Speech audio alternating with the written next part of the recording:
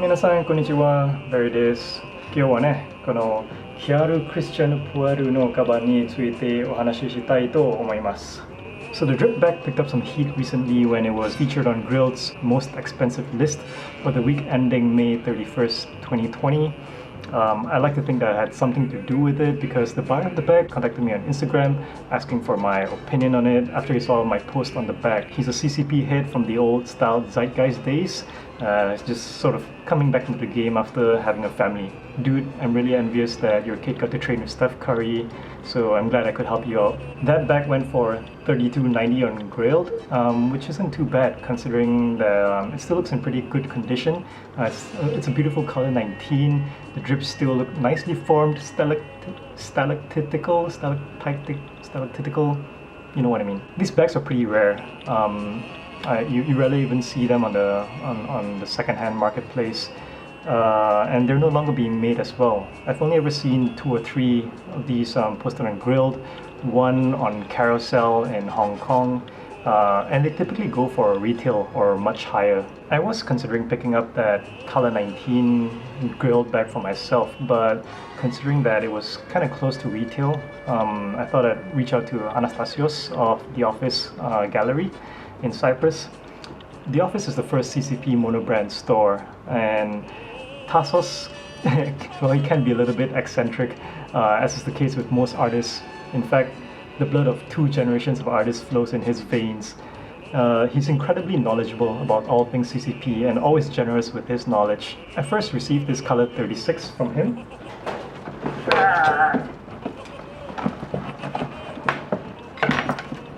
Which, by the way, came with extra gifts. And that's another thing that I love about dealing with Tassos. It's that it never feels like you're buying from a business. It always feels like you're dealing with an actual human being, like a private collector who's also a friend. And he often includes these little gifts. So in this shipment, you've got your usual Greek mountain tea, as well as some bars of artisanal, century-old Italian soap. I haven't used it yet. It smells too good, so I don't want to use it. So back to the big boy bag. I got the color 36 first, then I got the color 8. I'll be comparing these 2 bags side by side. From my understanding, these bags were first introduced in 2009 and are recognizable for 3 things: the drips, the hardware, and the ginormous size of these absolute units. First, the drips. The latex on the 36 is an interesting gray-green. Now, these are the best iteration of the drips I've ever seen, evenly spread out with high density, good length and thickness. Just gorgeous. Also, unlike drip shoes, because there isn't the pressure of walking, these drips will last longer. A bit antithetical to my interpretation of the purpose of the drip shoes, to be honest, which are meant to degrade over time. These, on the other hand, are purely meant to flex. On the color 8, the latex is like a pale green-white. The drips are more sparse and shorter, which reflects its high batch number. It's number 18 out of 19. This batch of latex must have cooled and congealed and thickened, became more viscous, so you don't get the nice, sexy, long drips like on the low batch number 36. Interestingly, you can see that the height of the latex is not even on all sides, which debunks my assumption that they dipped the bag into a vat of latex.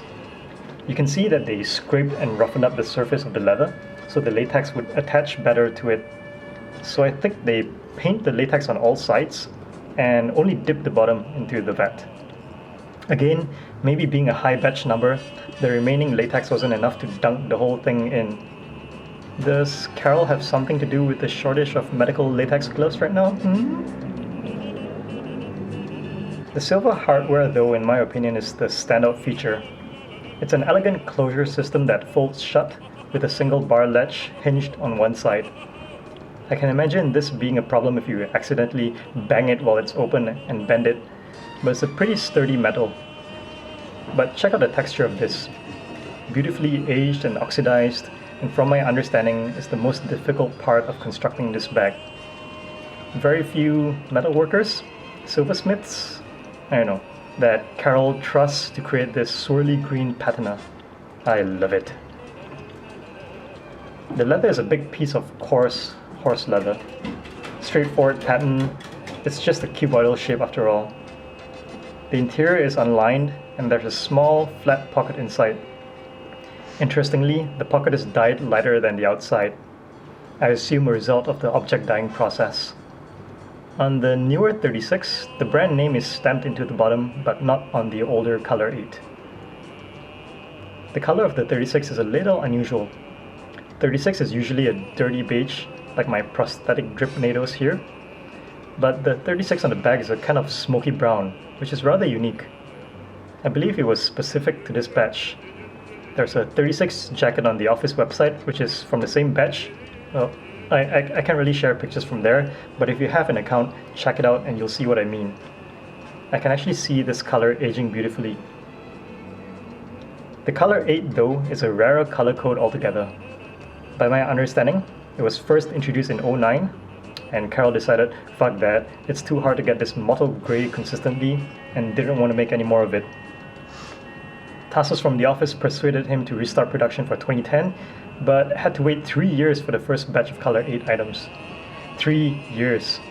That's long enough to have a kid and for him to grow up to the awkward age when he's not yet a cute toddler, but a screaming annoying little shit.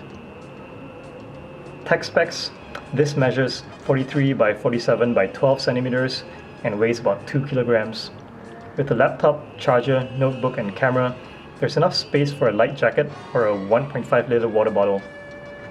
I've even managed to squeeze in my rules gloved high neck before, and if I'm late for work, I can fit a box of cereal, soy milk and my cat for company. The strap is adjustable. I prefer to wear it short because I'm only 170 centimeters. Final verdict, I think it's a great work bag. I was using an Isaac Salam front zip backpack for work. I wanted a top opener for easy access just to pull out my laptop, and backpacks just kind of look a little less professional. The size was my biggest concern initially, because I'm kind of short and I didn't want to be dwarfed by it. But when the strap is adjusted, I feel like it sort of fits, and maybe I've just gotten used to it. I don't think it's too bad. I decided to keep the Color 8 mostly for the rarity of the color, and I think it also goes better with my wardrobe of mostly greys, whites and blacks. And I felt the darker color would help to blend in a little bit more with my fit and visually appear less big. It's still a beast of a bag though, and you know what they say about guys with big bags?